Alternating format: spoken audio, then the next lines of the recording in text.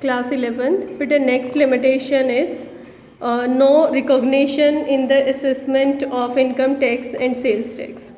Means जब government income tax और sales tax का रिकॉग्निशन करती है, मीन्स उसकी जांच करती है, उसके लिए इनकम वो कैलकुलेट करती है, तो बेटा इस मेथड को वो एक्यूरेट नहीं मानती है। मीन्स इस मेथड के अकॉर्डिंग नेट इनकम जो निकाली जाती है वो सही नहीं मानी जाती। डबल एंट्री सिस्टम के अकॉर्डिंग जो प्रॉफिट और लॉस निकलता है वही ऑथेंटिक माना जाता है। Next point is point number 7, unsuitable for planning and controlling. जब वो कंप्लीट इन्फॉर्मेशन ही नहीं प्रोवाइड कर पाते हैं तो उससे कोई भी प्लानिंग और कंट्रोलिंग नहीं की जा सकती, वो भी यानी उसके अकॉर्डिंग जो भी डिसीजन लिए जाते हैं वो सही नहीं रहते। Next is difficulty in comparative study. तो बेटा कंपैरेटिव स्टडी का मतलब है कि तुलनात्मक अध्ययन करना भी मुश्किल होता है। जब भी हम एक ही बिजनेस का प्रीवियस ईयर के साथ या करंट ईयर के साथ कंपेयर करेंगे तो बेटा कंपैरिजन तब होता है जब सेम तरीके से अकाउंट्स को रिकॉर्ड किया जाता है, लेकिन अकाउंट्स को रिकॉर्ड करने का तरीका ही सेम नहीं है। लास्ट ईयर किसी और तरीके से कोई आइटम्स को रिकॉर्ड किया गया था, इस साल कितनी आइटम्स को रिकॉर्ड किया गया है, तो बेटा वहाँ पे कंपैरिजन करना भी पॉसिबल नहीं है, और अगर किया जाता है तो वो एक्चुअल इन्फॉर्मेशन जो है वो प्रोवाइड नहीं करा पाएगा। Next is proper valuation of assets not possible at the time of sale of a business. अगर उस बिजनेस को बेचा जाता है तो बेटा किसी एसेट की एग्जैक्ट वैल्यू कितनी है उस वैल्यू को फाइंड आउट नहीं किया जा सकता, क्योंकि प्रॉपरली अकाउंट्स मेंटेन नहीं होते हैं, ठीक है, या फर्म की गुडविल कितनी है उसे भी फाइंड आउट नहीं किया जा सकेगा। Next is internal check not possible because of lack of double entry principles. Internal checking is not possible, hence there are always the chance of errors and frauds। ठीक है, अगर प्रॉपरली अकाउंट्स मेंटेन नहीं होंगे तो कितना भी fraud घोटाला उसमें किया जा सकता है, ठीक है, तो वहाँ पे इंटरनली मीन्स उनको क्रॉस वेरीफाई किया नहीं जा सकता। Also it becomes very difficult to deduct them. अगर पता भी लग जाता है कि यहाँ कोई फ्रॉड हुआ है तो उसको डिडक्ट करना बहुत मुश्किल होगा, उसे इजीली फाइंड आउट नहीं किया जा सकेगा।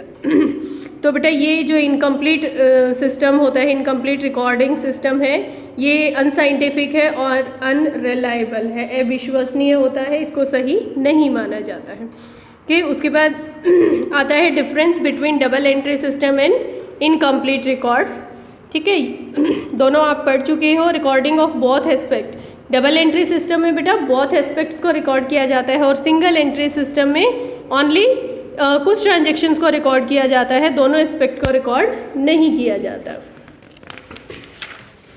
Second point of difference is type of accounts. Double entry system में बेटा तीनों पर्सनल, रियल और नॉमिनल तीनों अकाउंट्स को रिकॉर्ड किया जाता है, बट इनकम्प्लीट रिकॉर्ड्स में केवल पर्सनल और कैश बुक को रिकॉर्ड किया जाता है।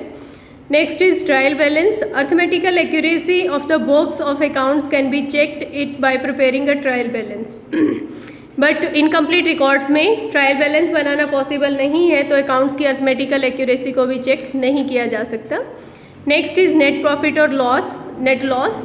बेटा इन डबल एंट्री सिस्टम में ट्रेडिंग और P&L अकाउंट बनाया जाता है नेट प्रॉफिट और नेट लॉस के लिए, और यहाँ पॉसिबल नहीं होता है टू प्रिपेयर नेट प्रॉफिट और preparing trading and P&L account for ascertaining net profit और नेट लॉस।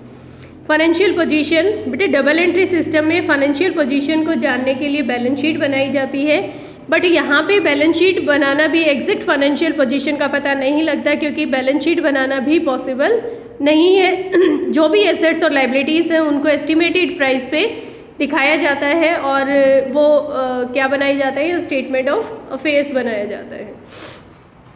स्थानापन्न पर ये बोलते हैं इसको बैलेंस शीट।